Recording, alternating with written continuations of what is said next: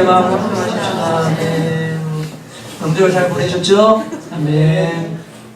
광고는 주보 참조해 주시고요. 저 한번 따라 하시겠습니다. 하늘에 속한 사람이 되라. 시작. 하늘에 속한 사람이 되라. 우리 교회 프로입니다. 외워주시고요. 오늘 탁구대회가 시작됩니다.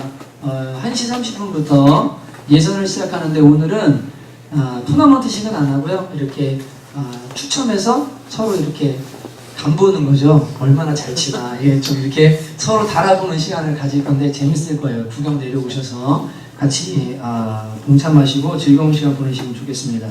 2월 한 달은 사역들을 또 준비하고 무언가 그런 시간들로 샀기 때문에 복음반은 좀 쉬면서 같이 교제하는 시간 가지려고 하니까 그렇게 알아주시고요.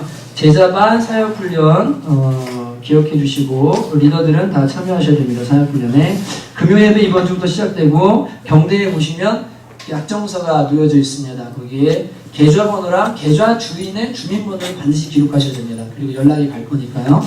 꼭 후원할 수 있도록 그렇게 해주시면 감사하겠습니다. 기령 전사님에게 제출해 주시면 되겠습니다. 마태복음 5장 함께 펴시고 오늘 5절 말씀 한 절인데 1절부터 5절까지 읽고 그 다음에 5절 말씀 읽고 함께 말씀 나누겠습니다.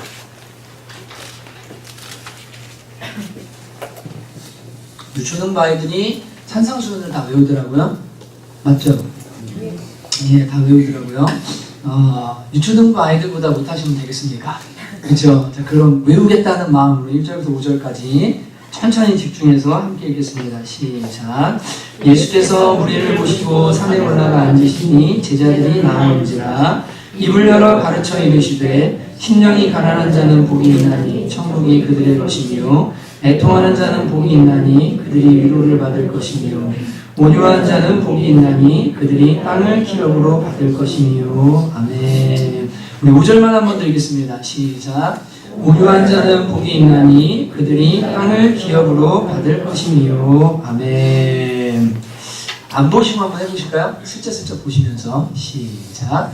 예수께서 무리를 보시고 산에 올라가 앉으시니 제자들이 나아온지라. 그 다음에 심령이 가난한 자는 복이 있나니 천국이 그들의 것이며 지난주 애통하는 자는 복이 있나니 저희가 위로를 받을 것이며 오늘 온유한 자는 복이 있나니 그들이 위로를 땅을 기업으로 얻을 것이며. 네, 여러분 금방 외우시겠죠, 그죠? 한번 우리 하시면서 나중에 다 외우시면 좋겠습니다. 오늘은 5절 말씀을 통해서 그리스도인의 기초 성품 온유함에 대해서 함께 살펴보겠습니다. 명절들 잘 보내셨는지 모르겠네요. 요한복음 7장 37절 38절에 보면 명절 끝날 곧 큰날에 예수께서 서서 외쳐 이르시되 누구든지 목마르거든 내게로 와서 마시라. 나를 믿는 자는 성경의 이름과 같이 그 배에서 생수의 강이 흘러나오리라 하시니라는 말씀이 있습니다.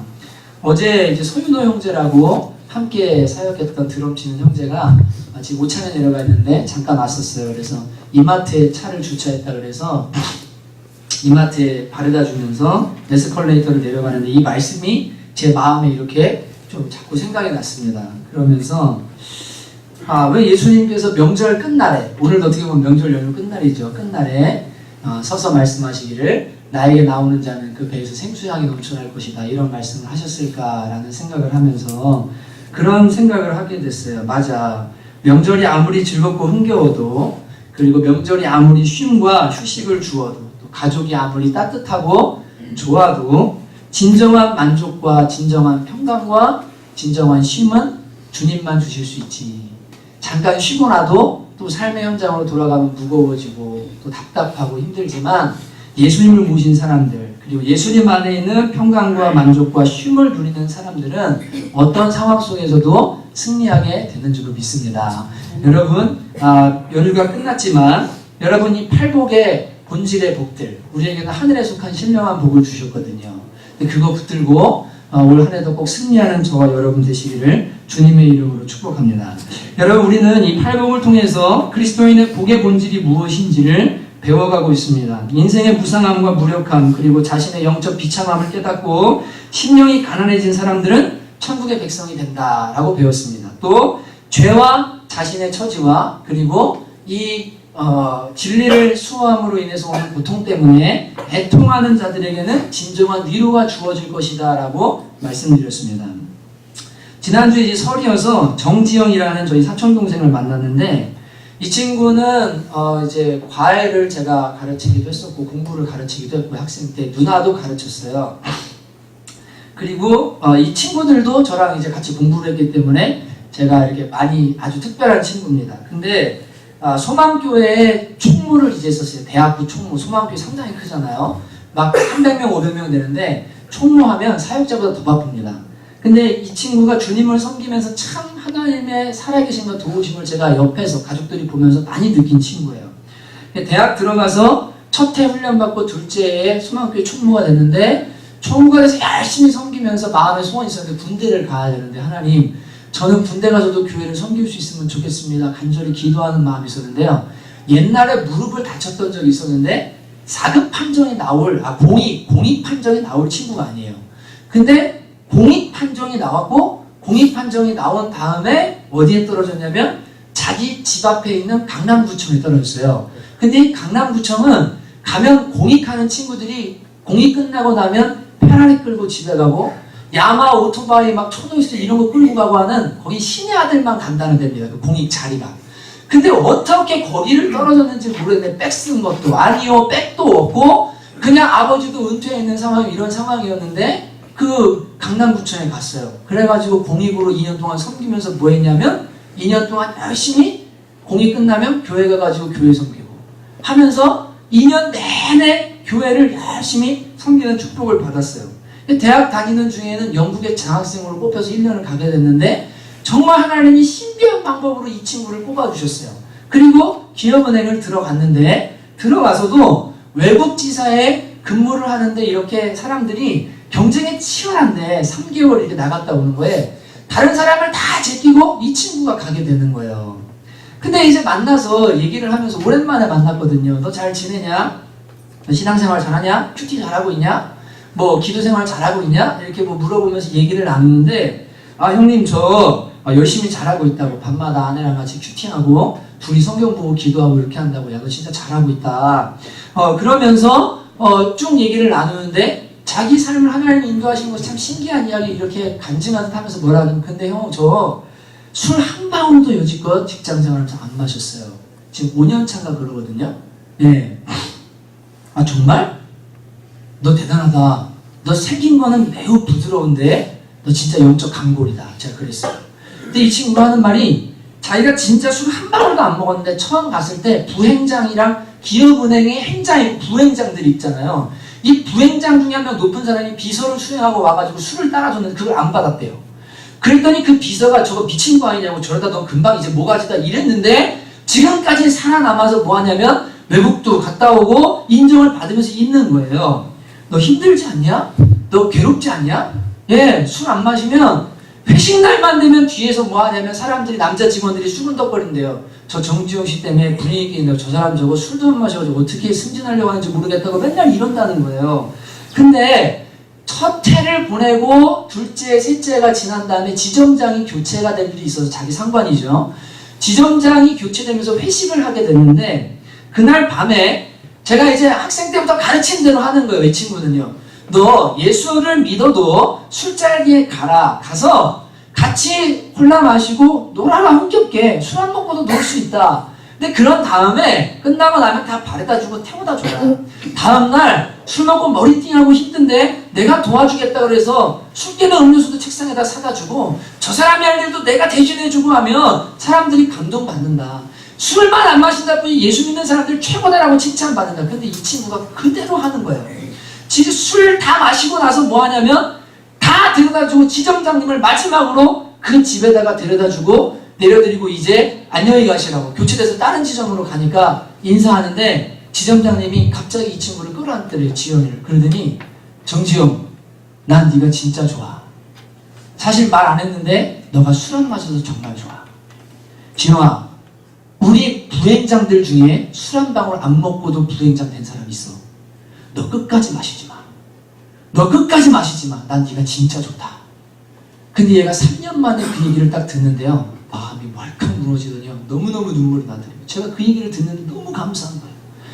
여러분, 온유함이라는 것은 그냥 부드러운 태도, 친절한 태도, 단순히 그냥 사람이 좋은 것 같아 이런 것이 아닙니다. 물론 부드럽고 친절하고 무언가 그 사람 안에 온화함이 있지만 이 통제된 무언가 힘을 가지고 있는 것이 온유함인데, 사람이 마냥 부드럽고 좋은 것만은 아니에요. 그러나 진리를 향해서 뭐하냐면 단호하고, 다른 사람들을 향해서 관대하고, 자신을 향해서는 매우 단호할지 모르지만 아주 부드럽고 친절한 태도를 가진 것, 이것이 온유함입니다. 제가 이 지영이를 만나면서 야, 이 친구가 정말 신앙의 아름다운 균형을 가지고서 살아가고 있고 정말 멋있구나. 사람들이 넌 술 안 마시고 회식 때 분위기 맞춰 욕하면요, 뭐라고 하냐면 대놓고 지금 제 얘기 하시는 거예요. 에이, 저는 그래도 가가지고 뭐 이렇게 하잖아요, 저렇게 하잖아요 이러면서요, 얼마나 부드럽게 얼마나 친절하게 그렇게 그 상황들을 넘기는지 몰라요. 하나님이 이 친구를 통해서 하신 일이 있다는 것을 제가 정말로 느끼고 돌아오게 됐습니다. 여러분, 주님께서도 애통하는 자는 복이 있다, 지난주에 좀 위로를 받을 것이다 했는데, 여러분이 진리 때문에 그리고 주님의 말씀 때문에 고통받고 수고하고 아픔을 당하면 주님께서 언젠가 그 지점장님이 그렇게 한 것처럼 안아주시고 너 진짜 좋아, 너 정말 끝까지 그렇게 승리해라 라고 칭찬받게 될 줄을 믿습니다.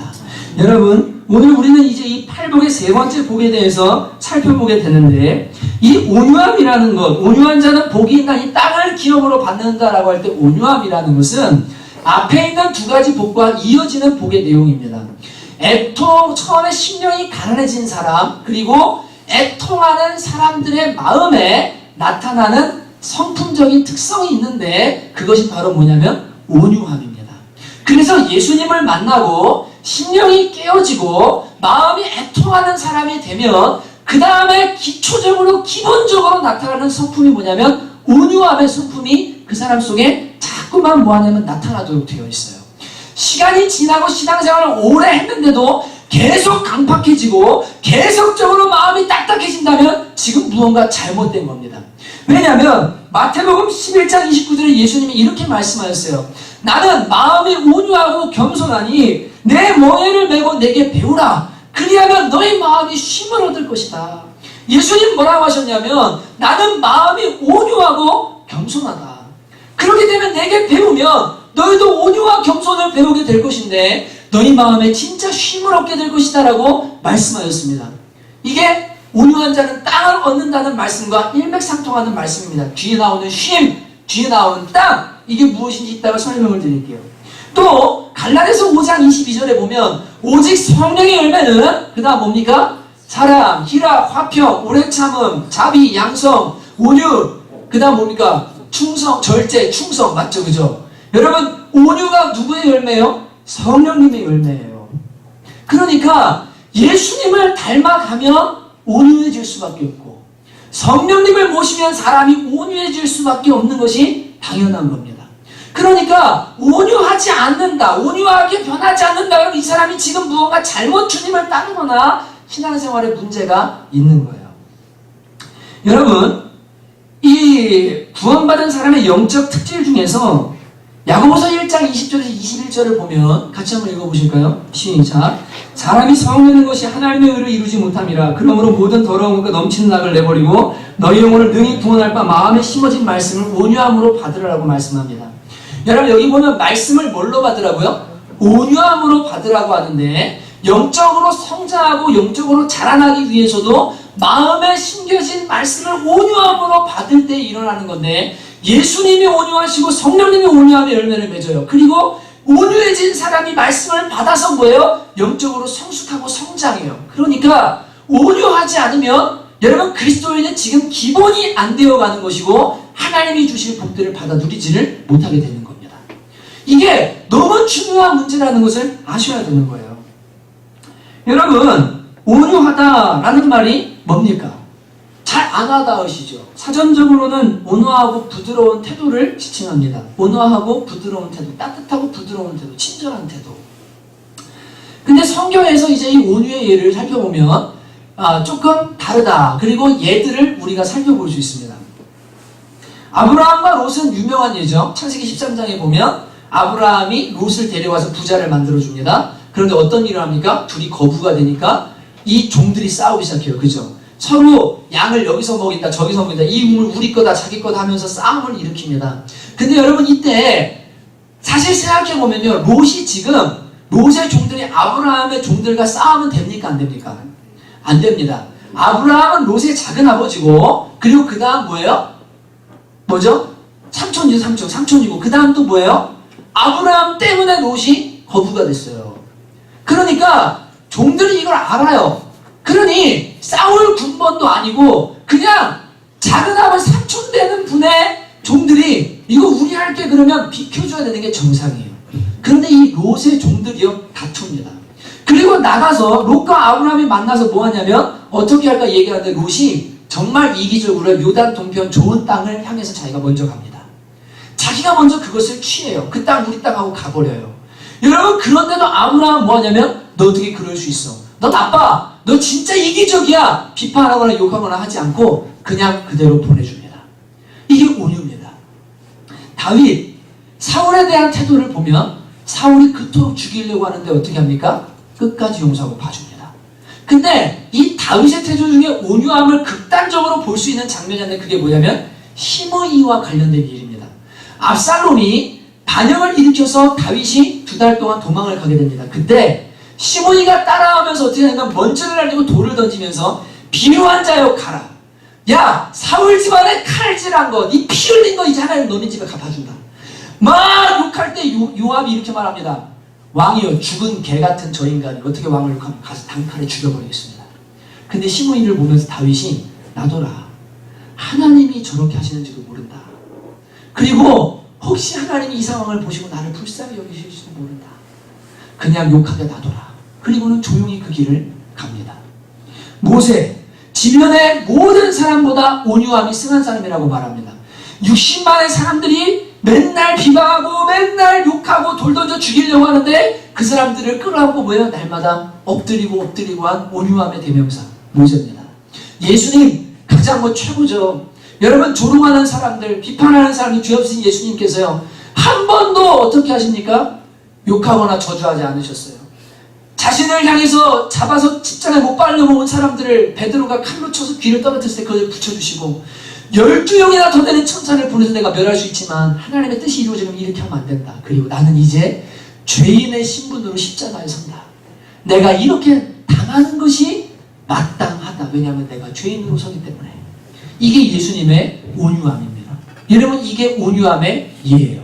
이제 이것들과 함께 히브리 말 그리고 헬라 말에 뭐라고 말하는지를 잘 보면 단순히 부드럽고 친절한 태도를 넘어서서 이 온유하다는 것의 마음 상태가 그리고 온유하다는 게 영적으로 무엇인지를 여러분과 제가 발견할 수 있습니다. 여러분 온유는 타고난 기질이거나 혹은 내가 이렇게 성품적으로 잘 훈련받아 생기는 그런 차원의 문제가 아니에요.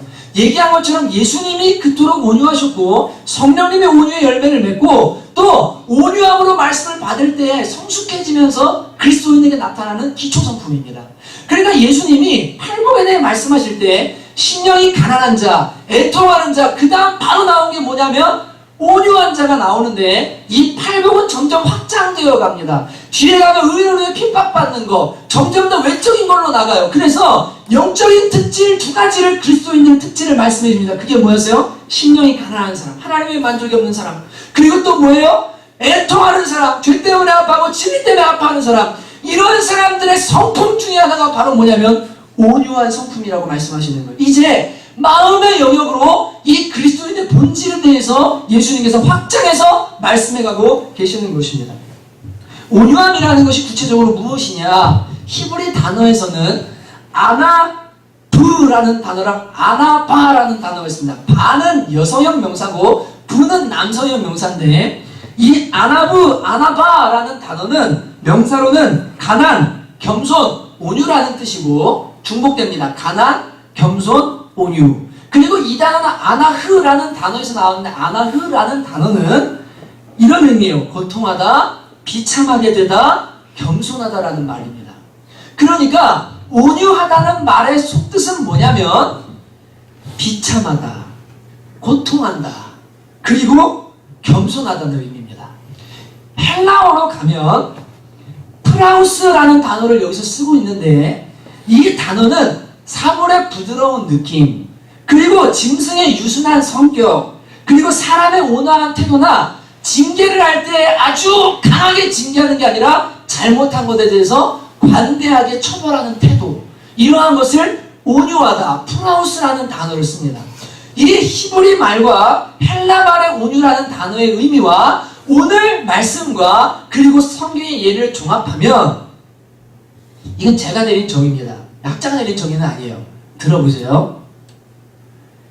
하나님 앞에서 심령이 가난하게 되고 비천하게 됨으로 말미암아 그러한 마음 상태 때문에 순하고 부드러운 성격과 온화하고 관대한 태도를 지닌 것을 온유라고 말할 수 있습니다. 다시 말씀드립니다. 하나님 앞에서 자신의 죄인됨과 비참함을 깨달아서 심령이 매우 가난해져요. 그리고 내가 얼마나 약하고 죄인이고 흠 많은 사람인지를 알게 돼서 겸손해져요. 그래서 이 마음의 상태가 바깥의 태도로까지 부드럽게 흘러나오는 것, 그것이 뭐냐면 온유함입니다. 이게 온유함이에요. 속에는 교만덩어리고 속에는 판단덩어리고 속에는 정죄덩어리면서 속으로는 비판하고 속으로는 욕하고 속으로는 나쁜 생각하면서 겉으로 부드럽고 친절한 게 온유한 것이 아니라 내면이 하나님 앞에 완전히 바스러져서 내가 어떤 존재인지를 먼저 알고 그래서 비천하고 겸손해져서 애통하는 눈물을 흘리면서 내 마음에 자연스럽게 부드럽게 반응이 일어나는 것, 이것이 성경이 말하는 온유인 것입니다. 여러분, 그래서 하나님 앞에 한번 제대로 깨진 사람이어야 온유함이 흘러나오기 시작합니다. 다시 말하면 앞에 두 가지가 없으면 이 사람은 온유할 수 없고 이 사람이 가진 온유는 다 거짓 온유인 경우가 많습니다.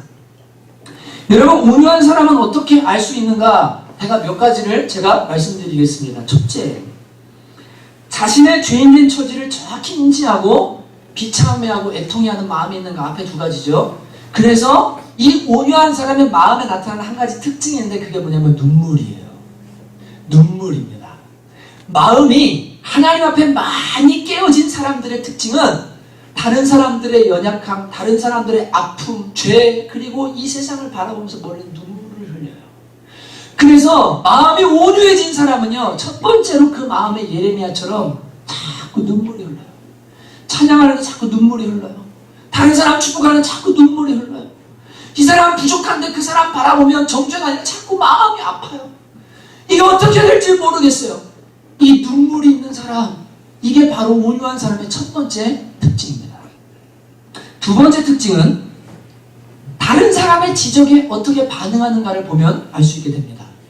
여러분, 우리가 하나님 앞에서 나는 죄인이다라는 고백은 쉽게 합니다. 그런데 다른 사람이 넌 죄인이야, 너 부족해, 너 이거 잘못했어 라고 말하면 안 받아들입니다.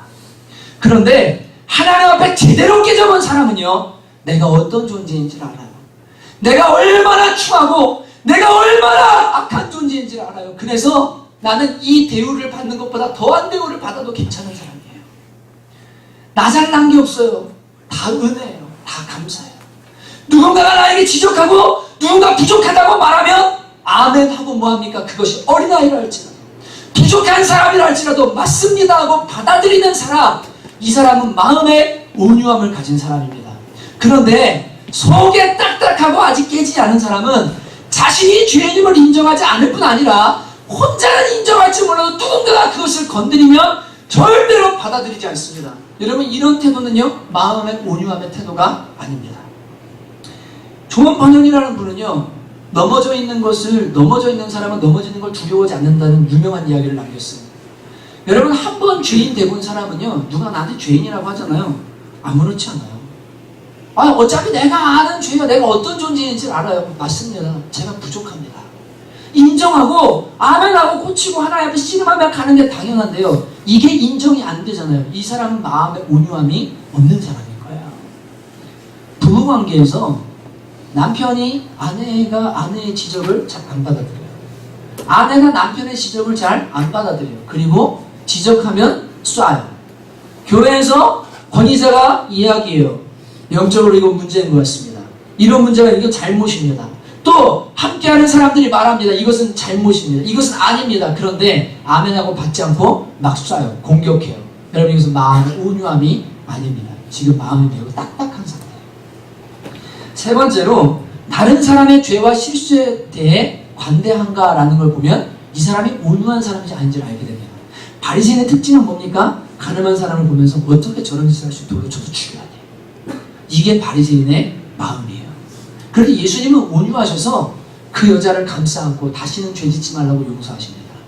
여러분, 다른 사람의 죄를 바라볼 때 내 안에도 저 죄가 있었고 나에게도 저 약함이 있었고 나에게도 하나님 은혜가 아니면 나는 지금 내가 될 수 없는데, 그래, 저 사람도 하나님 사랑하시고, 그리고 마음에 다른 사람의 실수와 약함과 죄를 관대하게 보느냐, 아니면 정죄와 판단과 비방으로 바라보는, 이것만 딱 보면 내가 지금 온유한지 안 온유한지를 금방 알 수 있습니다.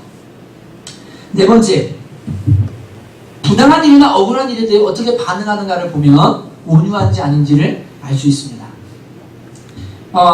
이번에도 설에 가서 그 이종환 목사님 얘기하면서 친구 목사님 박규천 목사님 하는 분 이야기를 들었는데, 제가 5년 전에 이 사건이 있었다는 얘기를 지난번에도 들었어요. 근데 그분이 목회를 하시면서 어떤 일이 있었냐면, 교회에 개척해서 70명까지 막 열심히 부흥이 된 거예요. 부목사님으로 이따 나와서 개척을 했는데. 근데 5년 동안인가요? 하여튼 몇 년 동안 열심히 부흥이 됐어요. 근데 초기에 신천지가 들어와 있었던 거예요. 그래 신천지가 여러 사람을 데리고 들어와가지고 나중에 한꺼번에 산업기를 했는데 70명 중에 5명을 남기고 65명을 다 빼나갔어요. 이분이 너무 기가 차고 너무 억울한 일을 당하니까, 너무 화가 나니까 어떻게 했냐면 도끼를 들고 다니기 시작하셨대요. 만나면 죽여버리겠다고. 그러니까 한 번 어떤 일이 있었냐면 이런 일이 있었대요. 일방통행이 이 목사님이 잘못 들어갔어요. 그럼 비켜줘야 되잖아요.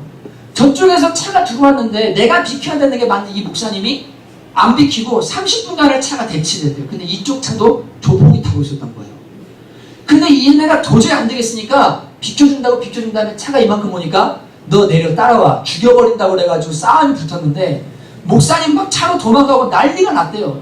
그래야 나중에 섰는데 목사님 도끼 들고 나오고 쟤네 진짜 연장 들고 나와가지고 서로 붙기 일보 직전인데 사모님이 막 말리고 막 잘못했다고 하라 그래가지고 간신히 그 상황이 무마가 됐다는 거예요. 제가 그 얘기를 들으면서요, 억울한 건 이해가 돼요. 제가 저 같아도 만약 그런 일을 겪었다면 진짜 마음 아프고 진짜 억울하고 너무 마음 아프고 너무 미울 것 같아요. 그런데 우리 그리스도인은 그렇게 살면 안 되는 사람이잖아요. 왼뺨 치고 오른뺨 대라고 하시고 예수님이 하신 것처럼 그렇게 해야 되는데, 그거는 주님의 방법이 아닌데. 근데 여러분과 제가 어려운 일을 당하거나 억울한 일을 당하면 우리의 마음속에 어떤 반응이 먼저 일어나면 그대로 갚아줄 거야. 내가 그대로 해주고 말 거야. 너 나한테 이만큼 했지, 내가 배로 갚아준다. 여러분, 이렇게 나오는 이것은 온유함이 아닙니다. 온유함은 이야기한 것처럼 심령이 깨어지고 애통하는 마음을 갖게 됨으로 말미암아서 다른 사람이 나에게 부당하게 아프게 했다고 할지라도 그것을 관대하게 처벌할 수 있는 것, 관대하게 봐줄 수 있는 것, 그게 바로 뭐냐면 애통함이에요. 바로 온유함이에요. 그런데 이 억울한 일을 당했을 때 그 사람의 반응을 보면 이 사람이 지금 온유한지 온유하지 않은지를 금방 알 수가 있게 되는 겁니다. 여러분, 로마서 12장 19절에는 이렇게 말합니다. 내 사랑하는 자들아, 너희가 친히 원수를 갚지 말고 하나님의 진노하심에 맡기라. 기록되었을 때 원수 갚는 것이 내게 있으니 내가 갚으리라고 주께서 말씀하셨느니라. 원수 갚는 것도 주님께 있기 때문에 내가 갚지 아니하고 주님께 맡겨야 되는데, 이게 온유함인데, 내가 갚으려고 하고 내가 악을 쓰고 악을 악으로 갚는 것은 온유함이 아닌 것입니다. 그래서 로이드 존스 목사님이란 분은 그분의 유명한 글귀 중에 이런 글귀가 있습니다. 저는 온유를 이렇게 다시 정의하고 싶습니다. 참으로 온유한 사람은, 잘 들어보십시오, 하나님과 다른 사람이 어떻게 하든 그에 대해서 고맙게 생각하는 사람입니다. 온유는 겸손과 쌍을 이룬다고 말씀드렸죠. 어떻게 나한테 이룰 수 있어? 어떻게 이런 대우를 할 수 있어? 어떻게 이렇게 할 수 있어가 아니라 하나님과 사람이 나에게 어떻게 하든지 간에 고맙게 생각하는 사람, 이 사람이 어떤 사람이냐면 온유한 사람이다라고 이야기하는 겁니다. 이해되십니까? 이해되십니까? 예수님도 십자가를 질 때 하나님의 아들이었습니다. 근데 신분이 뭐였어요? 죄인으로 서셨거든요. 죄인으로 서시니까요, 피조물이 도구가 돼서 때리고 아프게 하는데 주님께서 아무 말씀하지 않으세요. 내가 받아야 될 합당한 대우예요. 이게 온유의 기초예요. 그래서 하나님 앞에 마음이 심히 한번 깨어져 봐야 이 진정한 온유함이 그 사람 속에서 흘러나오게 돼요. 그래서 이 온유한 사람을 보면 강하지 않아요. 그리고 무언가 허실실 같아요. 다치는 것 같아요. 그런데 뒤에 나온 것처럼 온유한 사람은 복이 있나니 땅을 기업으로 얻기 시작해요. 땅을 기업으로 얻는다는 것은 무슨 의미냐면 세 가지 의미입니다. 첫째, 땅이라는 것은 만족을 의미합니다. 하나님이 주시는 특별한 만족함이 이 온유한 사람 안에 있습니다. 이 설에 가서도 주차 문제 얘기를 하다가 성남 주차 문제 막 이런 얘기하다가 그쪽 교회에 김문덕 집사라고 있거든요. 저희 사촌 동생이랑 결혼한 사촌이에요. 근데 이 등치가 얼마나 어깨가 제 3배고요. 이렇게 딱 차에서 내리면 그냥 사람들이 다 이렇게 그냥 비켜요. 그러니까 이분이 무슨 다툼이 일어날 때 이 김문덕 집사님이 가가지고 그냥 차에서 딱 내리기만 하거나 문 열고 뭐요? 이 말만 딱 하면 그냥 다 해결되는 사람이에요. 근데 거기에 등치가 이런 사람이 막 차를 대놓고 안 빼고는 주일날 빼라는데 안 빼고 막 계속 그러더니 교회 주차장인데. 근데 목사님도 당하고 또 최원근 집사님도 당하고. 근데 김문덕 집사님이 딱 유초동성로 왔는데 창문 내리고 뭐요? 그러니까 저쪽에서 벌써 부인이 내리더니 막 말려가지고 갔대요. 이게 주차 문제 얘기하다가 아 그러셨어요. 근데 우리는 여기는 그게 안 돼요. 그냥 다 쓰세요 해야 되는 그런 상황이에요. 라고 얘기를 나누면서 제 마음에 무슨 생각이 이런 생각이 들었어요. 막 싸워서 땅을 차지할 것이냐 아니면 이 땅을 내어주고 하나님 주시는 영적 만족을 누릴 것이냐. 나는 차라리 후자를 택하고 말겠다. 여러분 고린도후서 6장 9절에 10절에 보면 무명한 자 같으나 유명한 자 죽은 자 같으나 보라 우리가 살아있고 근심하는 자 같으나 항상 기뻐하고 가난한 자 같으나 많은 사람을 부유하게 하고 아무것도 없는 것 같으나 모든 것을 가진 자로다. 이것이 그리스도인의 정체성이라고 말합니다. 우리가 온유하게 살면 세상에서 바보처럼 사는 것 같고 때로는 손해보는 것 같고 그냥 양보해버리는 것 같고 다 잃어버리는 것 같지만 세상 사람들이 야고보서 4장 2절에 나오는 것처럼 다투고 싸우고 살인하고 시기해서 취해도 못 취하는데 그렇게 취해도 마음의 평강과 모든 것을 가지지 못하는데 하나님이 주시는 영적 만족이 어디에 임하냐면 온유한 사람에게 임하게 된다는 거예요. 진짜 쉼이 오는 거예요. 여러분 조금 바보처럼 살아보세요. 조금 손해 가보세요. 그리고 조금 관대해보세요. 그리고 조금 부드러워보세요. 나한테 불친절하게 하거나 식당에 갔는데 부당한 대우를 해요. 그럼 어떻게 하면 좋아요? 성령님을 만나서 읽으신 분들 기억하시죠? 식당에 갔는데 직원이 불친절해요. 그러면 여러분 어떻게 합니까? 뭐 이따위야. 막 화내시십니까? 이게 온유한 겁니까? 어떻게 하면 좋을까요? 저 사람 오늘 되게 힘든 일인가 보다. 그리고 뭐 하냐면 차라리 팁을 줘요. 그리고 말 한마디라도 힘드시죠? 제가 가서 야채 가져올게요. 제가 알게요. 그냥 쉬세요. 여러분 성령님 만나세요. 그 안에 나온 내용 맞습니까? 비랄베스 목사님이 제칼스 목사님이 그 종업원이 불친절한데 오늘 되게 힘든가 보다. 그리고는 그 사람에게 다가가서 힘든 일이 있느냐고 대화하기 시작할 때 이 사람이 예수님을 영접하고 사랑을 얻게 됩니다. 오는 대로만 행동하려고 하면 이것은 그리스도인의 특징이 아닙니다. 여러분 선으로 악을 이기라고 했기 때문에 삶의 작은 순간에 뭐 하냐면 온유하기로 결정하고 친절하기로 결정하고 부드럽기로 결정하면 여러분이 가 있는 곳에서 땅을 기업으로 얻는데 첫 번째로 주님이 주시는 마음의 만족함과 진정한 위로를 얻게 될 줄로 믿습니다. 여러분 때린 사람은요 발을 못 펴고 자요. 맞죠? 맞은 놈은 발 쭉 뻗고 푹 잡니다. 맞아서 그렇지 않아도 힘든데 예, 하나님이 사랑하는 자에게 잠을 주셔서 너 평강의 잠이라도 자라. 그 잠도 잘 자게 돼요. 그러니까 그냥 내가 좀 맞았어도 뭐예요? 하나님께 맡기고 예, 그래도 하나님 주시는 평강은 내가 빼앗기지 아니하리라. 그리고 온유함으로 반응하셔서 주님 주신 만족을 누리게 되시기를 주님의 이름으로 축복합니다. 두 번째 땅의 의미는 통치권의 의미인데 이것은 사람을 다스리게 된다는 의미가 있습니다. 이 삼국지에 보면 유비가 제갈공명을 얻게 되는데 여러분과 제가 잘 아는 삼고초려라는 것을 하게 됩니다. 삼고초려는 뭡니까? 제갈공명을 얻고자 3번이나 가서 읍조하고 이렇게 조아렸다는 이야기를 하는 거예요. 어쩌면 유비 입장에서 아무것도 아닐 수 있어요. 그러나 물론 훌륭한 사람이 맞습니다. 한 번 갔는데 거절당하고 2번 갔는데 없는데 3번이나 가서 뭐 하냐면 겸손하게, 그리고 온유한 태도로 뭐 하냐면 반응했을 때 이 제갈공명이 아무한테도 움직이지 않았던, 정치 안 합니다라고 했던 사람이요 움직여지기 시작하는 거예요. 관우라는 사람도 유비의 옆에 있었는데 이 관우는 일본에서는 신으로 섬길 정도로 맹자입니다. 학문도 뛰어나고 무리도 뛰어나고 정말 관우 그러면 너무 멋진 사람이죠. 삼국지에. 근데 조조는 지혜로운 사람이잖아요. 간웅이라고 말하거든요. 여우 같은 리더십이에요. 이 사람이 관우를 얻으려고 별의별 방법을 다 써요. 무려 10번의 방법을 써요. 그래도요 관우는 누구를 따르면 유비를 위해서 죽습니다. 왠 줄 아십니까?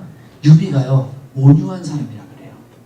이 사람이 관우가 실수해도, 관우가 조조와 함께 있는 모습을 보고 누가 와가지고요 관우가 배신한 것 같습니다. 관우가 같이 술 먹던데요. 유비가 어떻게 합니까? 아니야, 그 사람 그럴 사람이 아니야. 믿고 기다려봐라. 상황이 그럴 수밖에 없었을 거다.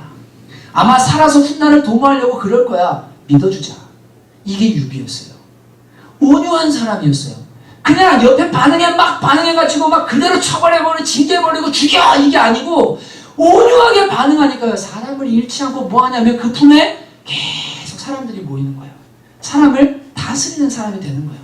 반면에 조조는 지혜롭고 아주 일벌백계하는 걸로 유명해서 사람들을 다스리지만 그 옆에는 마음을 나눌 사람이 없습니다. 여러분, 온유한 사람들은 사람들을 다스리게 되고 사람들과 함께하게 됩니다. 여러분, 그래서 그리스도인들, 진짜 그리스도인들 옆에는요 자꾸 사람들이요 모이게 되는 거예요. 이런 축복을 여러분 받게 되시기를 주님의 이름으로 축복합니다.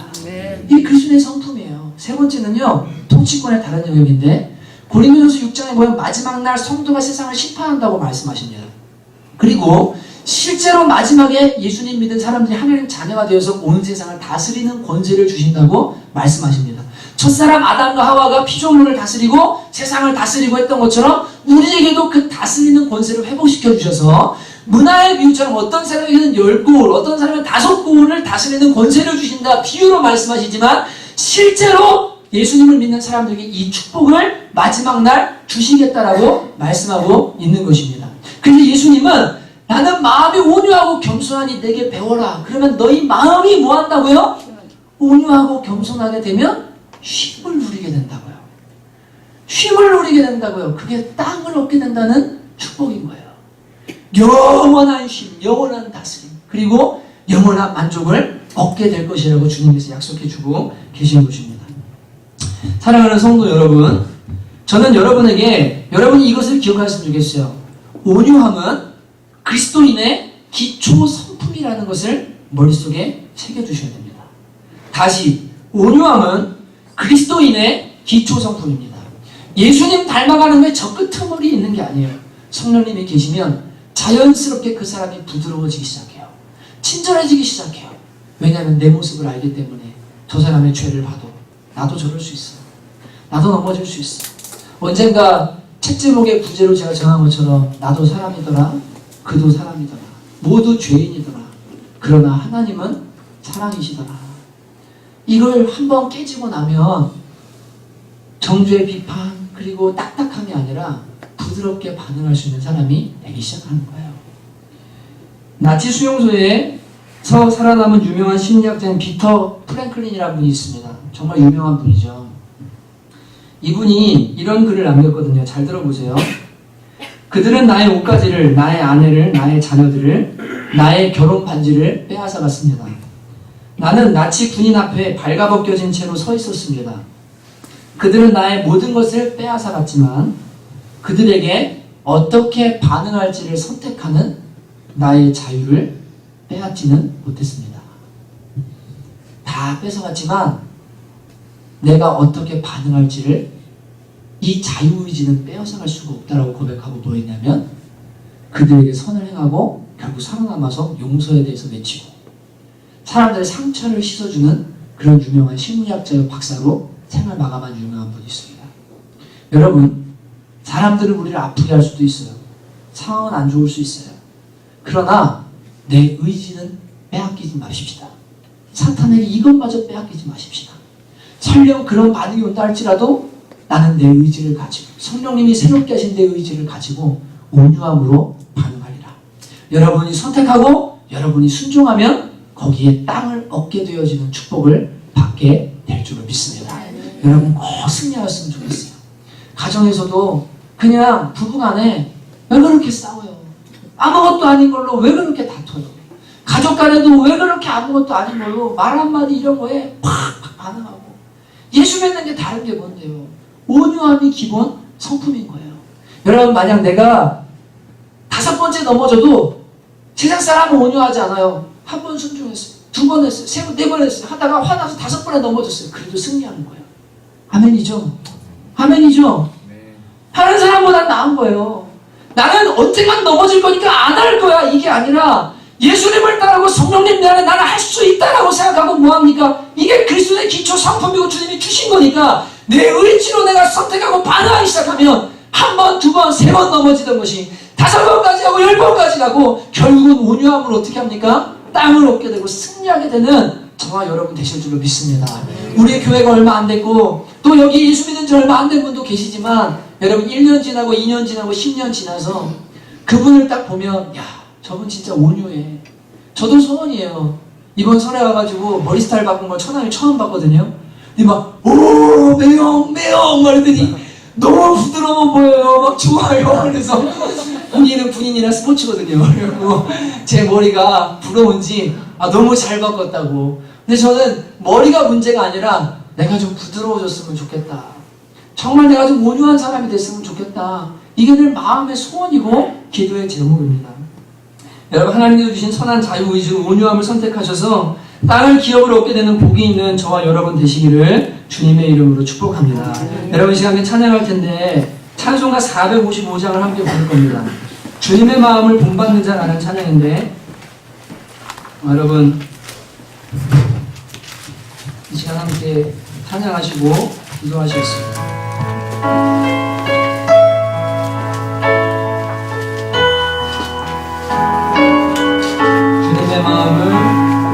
주님의 마음을 본받는 자, 그 맘에 평강이 찾아오는 험악한 세상을 이기니 하늘로부터 임함이로다.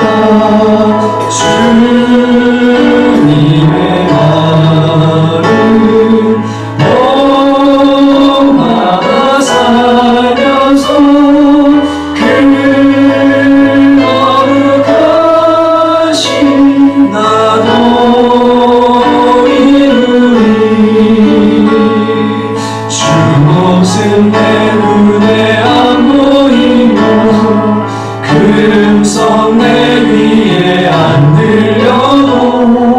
내 영혼 날마다 주를 만나 신령한 말씀을 배우 가는 길 거칠고 험하여도 가는 길 거칠고 험하여도 내 맘에 불평이 없어짐을 십자가로 나를 이겨내신 주님의 말을 본받으리라. 주님의 말을 본받아 살면서 그 거룩하신 나로 이루리. 주 예수 세상에 다시 오실 그날의 물성도 변화하여 주님의 빛나는 그 형상을 다 함께 보며 주 찬양하리. 주님의 말을 본받아 살면서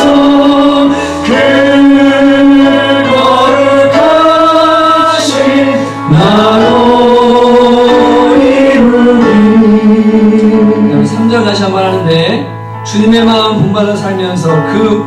온유하심 나도 이루리. 이렇게 한번 주님의 모습을 기억하면서 함께 찬양하겠습니다. 3절 찬양합니다. 가는 길 거칠고 험하여 천천히 내 맘에 불평이 없어짐을 십자가로 나를 이겨내신 주님의 마음 본받는. 다시 한번 가는 길 거칠고 험하여도 가는 길 거칠고 험하여도 내 맘에 불평이 없어짐은 십자가로 나를 이겨내신 주님의 마음 본받음이라. 주님의 마음 본받아 살면서 그 온유하신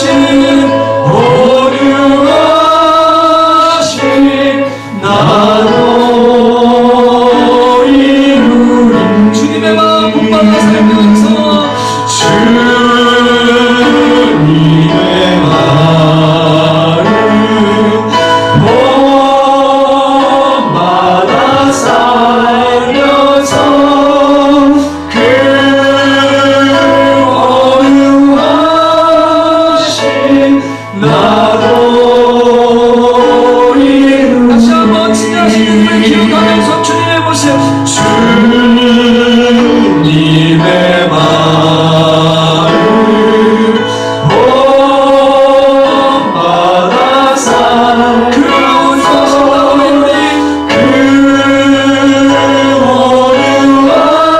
온유하신 나로 이루리. 여러분, 땅의 복을 받는 것 이전에 여러분과 제가 주님을 따르고 또 십자가 앞에서 나의 죄인됨과 내 연약함을 본 사람들로서 우리는 교만하거나 또 불친절하거나 다른 사람들을 없이 여기거나 멸시하는 태도로 살아가는 것은 그리스도인의 바른 바가 아닙니다. 설령 극한 죄악에 치닫는 사람이라 할지라도 불쌍히 여기고 나도 하나님의 선택과 하나님의 은혜가 아니었다면 저것보다 더한 삶을 살았을 텐데 예수 몰라 그렇지 불쌍히 여기고 친절하게 대하는 것이 우리의 기본적인 성품인 줄로 압니다. 주님 저에게 온유함을 주시기 원합니다. 이미 주신 온유함을 이제 제가 갈고 빛나게 하기 원합니다. 저의 표정을 좀 바꿔주시기 원합니다. 저의 말을 바꿔주시기 원합니다. 제 마음을 바꾸어 주시기 원합니다. 여러분 혹시나 온유하지 못했던 그러한 삶의 태도들 있다면 이 시간 회개하고 주님의 은혜를 구하면서 같이 한번 기도하도록 하겠습니다. 기도합시다. 하나님 아버지, 저희들 사람들을 바라보면서 그렇게 정죄하고 판단하고 비판하는 것이 당연하다고 생각하고 다른 사람들의 넘어짐을 바라보면서 하나님을 너무나 주님의 아버지를 판단하였던 그러한 것들과 또 아버지는 우리 안에 교만한 마음들로 정죄했던 모든 것 이 시간 다 십자가 앞에 내려놓기를 간절히 원합니다. 하나님 아버지, 우리가 무엇이간데 우리가 얼마나 잘났길래 우리가 얼마나 대단한 사람들이길래 그러할 자격이 우리에게 있겠습니까? 하나님 주님, 우리가 정말로 주님 앞에 한번 깨어지고 그 은혜를 상하고 심령의 겸손함을 가진 사람들로서 다른 사람들을 향하여 친절하고 온화하고 부드러운 태도를 가진 사람들 될 수 있도록 우리의 마음을 깨뜨려 주시기를 간절히 원합니다.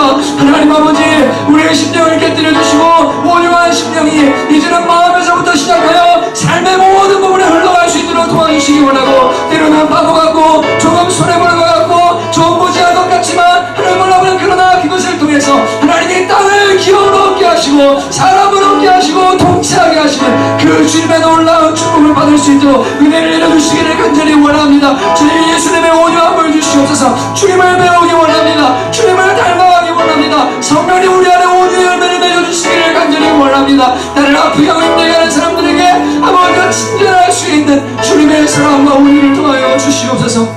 그렇게 하실 주님 기대합니다. 아멘, 아멘. 여러분, 한 번만 더 기도할 때 정말 모든 상황에서 온유함을 잃지 않겠다고 좀 결단하였으면 좋겠습니다. 넘어질 수 있습니다. 그러나 여러분 훈련하셔야 되고 연습하셔야 됩니다. 내 안에 능력이 있습니다. 자녀가 짜증나게 하고 남편이 짜증나게 하고 상황이 나를 힘들게 해도 항상 기뻐하라. 주님이 감사하라. 왜냐하면 너희 안에 능력이 있기 때문이다. 우리는 할 수 있습니다. 여러분 웃을 수 있습니다. 부드러울 수 있습니다. 친절할 수 있습니다. 하나님 제가 그렇게 하겠습니다. 결단합니다. 저를 도와주시기 원합니다. 낯간지럽고 오글거리고 이상한 것 같아도 여러분 온유한 사람, 온유가 그리스도인의 기본 성품입니다. 이제 한 번 더 결단하고 내 삶의 영역에서 어디서 그것을 실천할 것인지 걱정하지 마세요. 바보처럼 보이거나 저도 그럴 때 있어요. 목사가 저렇게 허허거리고 저렇게 그냥 아무것도 없는 것처럼 보이고 저러면 사람들 무시하면 어떠나? 근데 그렇지 않더라고요.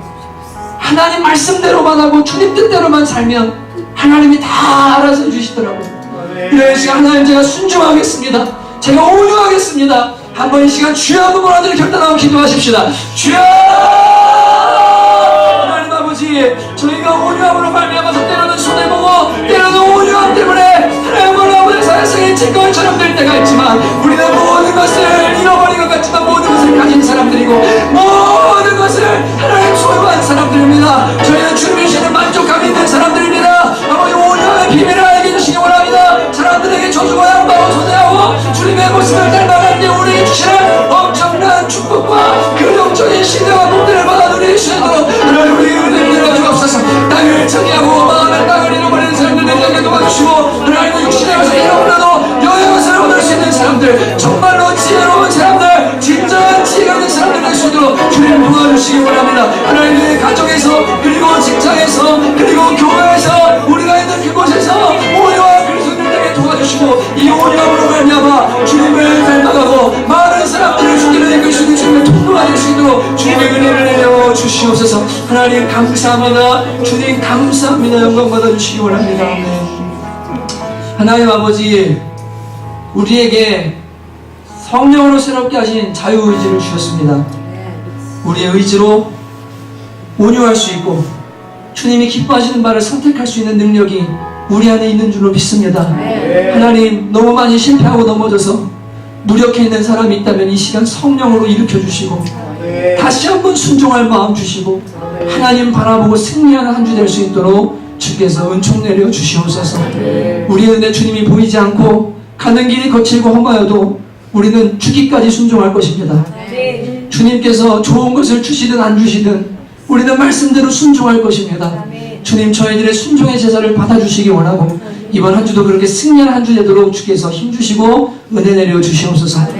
특별히 가정 가운데 온유한 성령께서 임재해 주시고 부부간에 친절하게 하시고 자녀가 실수하고 남편이 실수하고 아내가 실수해도 관대하고 웃고 사랑을 나눌 수 있는 귀한 가정들 될 수 있도록 주께서 은혜 베풀어 주시옵소서. 감사드리고 예수님의 이름으로 기도합니다. 아멘. 자리다 일어나셔서 마라나타 함께 찬양하시고 우리 주님 다시 오실 날 십자가 지고 그분 만날 것 하면서 찬양하고 축도하도록 하겠습니다. 이 기분 주시죠.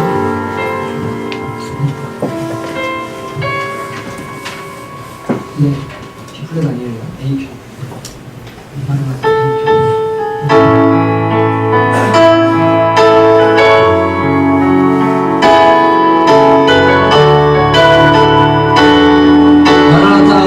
어서 오시옵소서.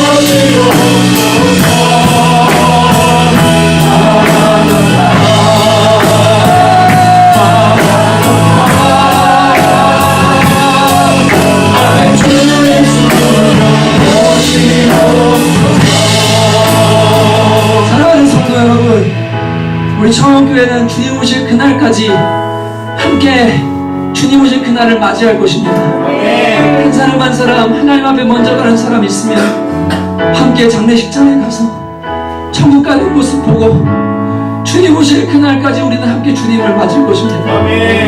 우리 서로 위해 기도하십시다. 지치고 힘들고 넘어지고 주님 따라가는 길이 너무 힘든 사람들 우리 교회에 많습니다. 하나님 도와주시기 원합니다. 힘주시기 원합니다. 주님 붙들어 주시기 원합니다.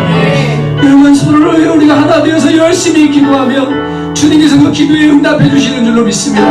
우리 주여 한번 부르고 여러분 마음에 생각나는 대로 기도하고 싶은 사람 붙고 그 사람 주님 도와달라고 같이 한번 주여 한번 부르고 제가 죽을 때까지 기도했습니다. 기도합시다. 주여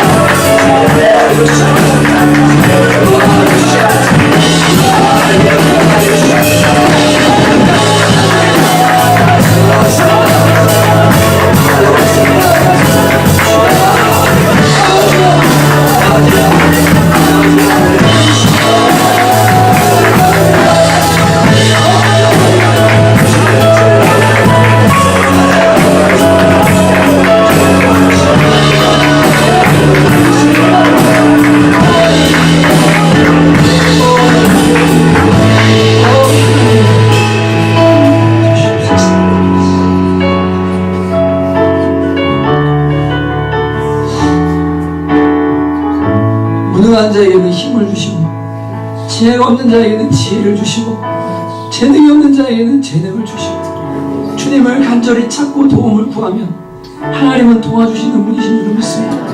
힘이 없는 자들을 불쌍히 여기시는 분인 줄 믿습니다. 하나님 바라보게 해주십시오. 사방이 막혀 있습니다. 주님밖에는 바라볼 곳이 없습니다. 주님 도와주시기 원합니다. 주님 하나님 바라보고 승리할 수 있도록 처음교회 성도 한 사람 한 사람 주께서 힘을 내려 주시옵소서. 하나님 사랑 우리 서로 축복합시다. 힘내라. 너를 어느 때나 가서 안아주시고 연주팀도 다 움직이셔도 좋습니다. 가서 안아주고 여러분 진짜로 힘내라고 올해 하나님 함께 하시는 것이라고 저를 주옵소서. 언제나 너에게 기는 신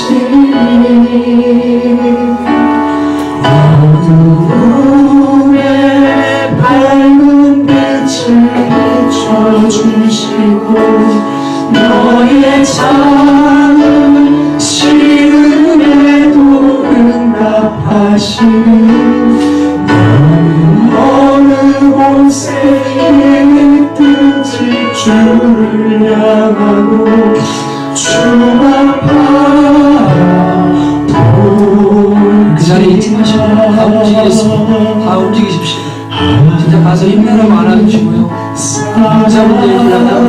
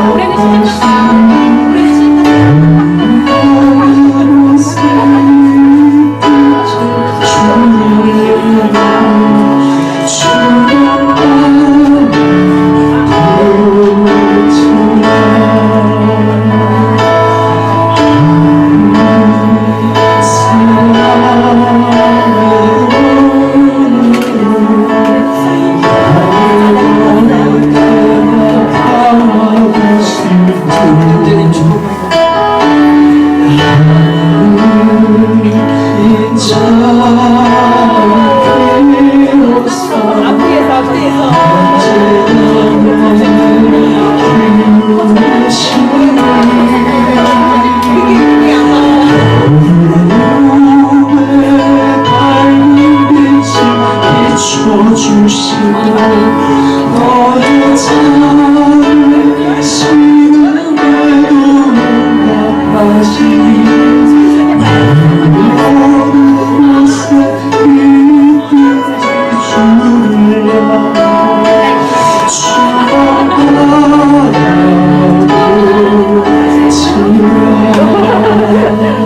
자, 여러분들 기도하시고 오늘 예배는 찬양으로 충분하는 걸로 나옵니다.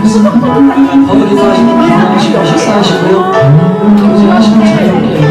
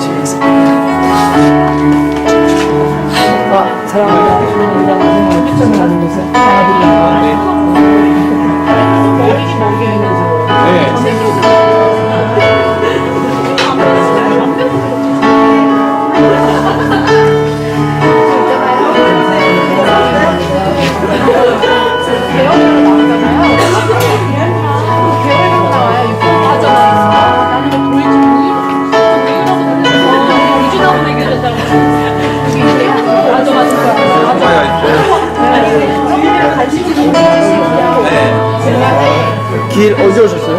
아니 저희 차 타고 다녀요.